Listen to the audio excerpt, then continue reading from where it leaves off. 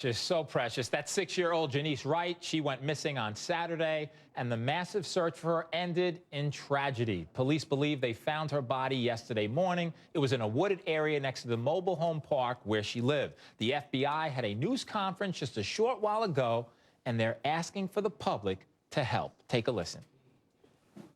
The person who may be responsible for the disappearance of Jenise, we believe, will have mud on them. We don't know how much mud they may have on, but say it's a significant amount.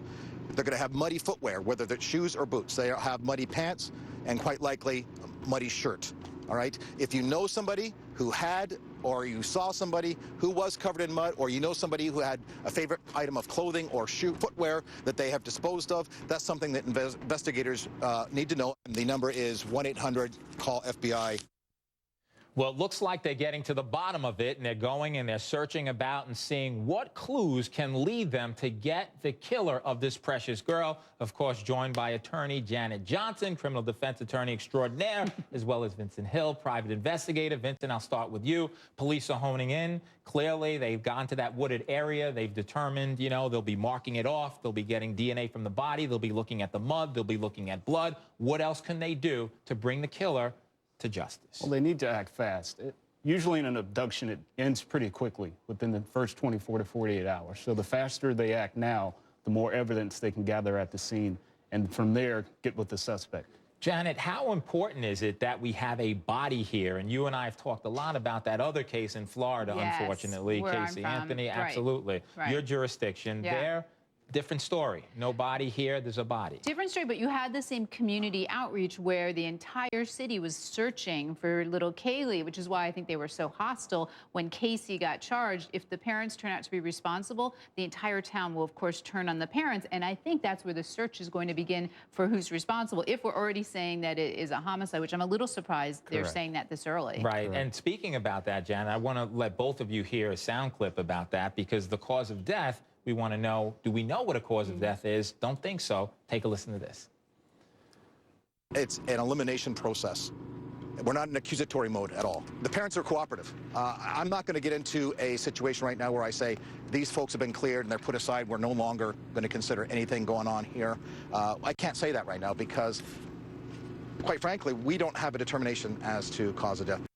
Well, you know what? There needs to be a determination made, and that needs to be made shortly. Jen, I know you want to react to that. Well, you know, we're not in accusatory mode, but we're accusing somebody because we're saying it's a homicide. And if we haven't done the autopsy, how do they know that it's not an accident? I'm really baffled by that. That's a very good point. So, you know, Vincent, from your perspective as an investigator, they're out here releasing information. They're certainly not going to tell us everything. Correct. But should they be telling us what Janet suggests? Perhaps they shouldn't be. How do they know this now? Well, one thing I want to key in on, cooperative doesn't mean innocent. So absolutely because they're being cooperative doesn't mean they weren't involved in their child's death. So that's the one key thing I'd focus on right now. But when people lawyer up, Vincent, isn't that something that the police say, well, they weren't cooperative? It would certainly be used against you if you weren't. Right. No question about it. Now, what I want to do is I want to have you look at this. Nancy Grace talked to the older sister of Jenise. That was early this week. And here's what she had to say about their mother. I want to hear your thoughts. You have been in the home. This is your family, too. I want to hear what you have to say about the mom and dad. My mom is one of the best people I know. She would never do anything to hurt her children.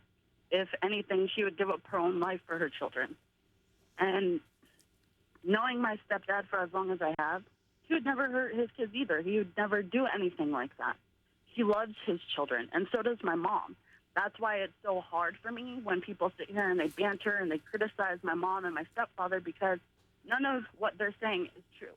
Everyone wants to sit here and say, well, you know what, Janet, that's big, obviously, because you have someone attesting to the character. But I think, in fairness to what people have been discussing, when do you leave your child in an instance alone? And when do you not, for 24 hours, go forward and say, hey, where are you, and file a report? And you have the best opportunity to do it. You know, one of the things the parents said is she was very trusting. Are they laying the groundwork to say she might have trusted a stranger who could do this to her?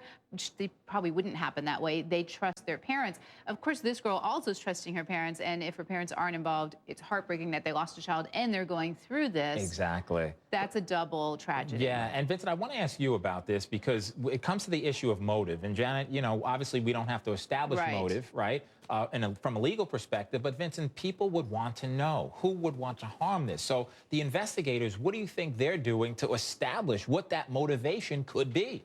Well, I mean, I think they said they had 97 plus sexual offenders in the area.